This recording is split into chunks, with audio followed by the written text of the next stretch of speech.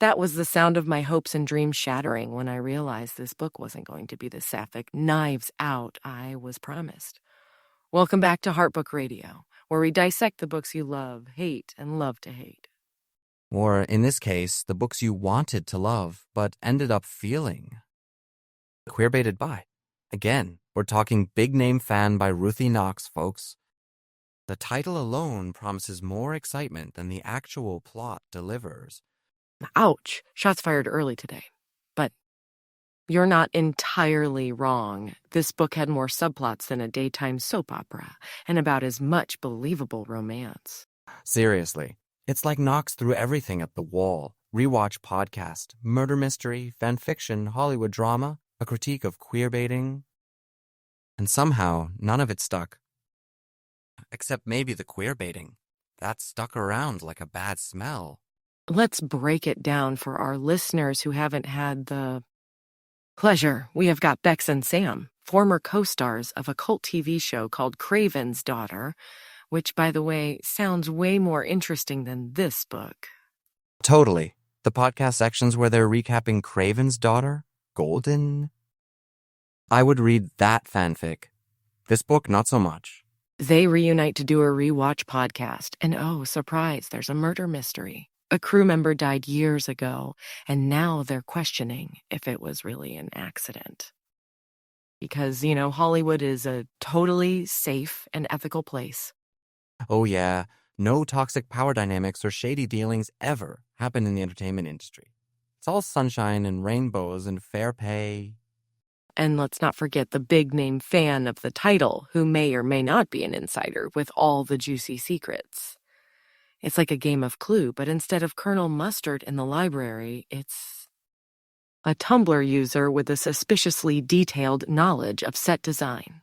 And a lot of opinions about Bex and Sam's lack of on-screen chemistry. Which, let's be honest, mirrors their off-screen chemistry in this book. I have seen more sparks fly between two damp dishcloths. You are brutal today, but again, not wrong. The romance is underwhelming. One reviewer said Bex was written like a Ken doll, and honestly, I can't unsee it. Girl might as well have plastic genitals. Their words, not mine. Oh, the internet is a savage place. But it's true. Bex is supposed to be this theater kid, but she's about as exciting as a beige wall. Where's the drama? The passion, the anything? Apparently, it's all in the fanfiction. The book dives deep into fandom culture, which is either a fascinating meta-commentary or a complete train wreck, depending on who you ask. I am leaning towards train wreck. It felt like Knox was trying to explain the internet to... The internet. We get it, Ruthie. We know what AO3 is. And the queerbaiting critique. It's a valid and important conversation, but it felt ham-fisted here. Like, we get it, you're woke. Now give us some actual romance. Or at least some decent smut. I mean, this is Heartbook Radio, not Heartbook mildly suggestive glances radio. True, but hey, at least the book tackles some serious issues, like sexism and homophobia in Hollywood. It's just buried under a mountain of exposition and underdeveloped storylines. One reviewer said the first 20% was nothing but backstory. And they were not exaggerating. It was like reading the Wikipedia page for a show that does not even exist. But, and this is a big but, some people did find it cozy. A cozy murder mystery, which is a concept. It's like a warm blanket, but the blanket is also covered in bloodstains. And plot holes. Okay, that's a bit much. But I see your point. It's trying to be too many things at once. It's like a literary Frankenstein's monster. A Frankenstein's monster with a surprisingly detailed knowledge of fanfiction tropes. And a serious lack of sexual tension. Seriously, I have read Tweetfic with more heat than this. I am forced to conclude that the real object of desire here is Sam's wardrobe, another gem from the reviews. The people have spoken, and they're thirsty, for better writing mostly. So, should people read it? I mean, if you are really into rewatch podcasts, or you're a masochist who enjoys being emotionally manipulated by fictional TV shows, Maybe. Or if you are a fanfiction writer looking for inspiration on what not to do. It's a cautionary tale, really. A cautionary tale with a surprisingly good soundtrack. If you imagine the Craven's Daughter theme song playing in the background. And if you squint really hard, you can almost pretend Bex and Sam have chemistry.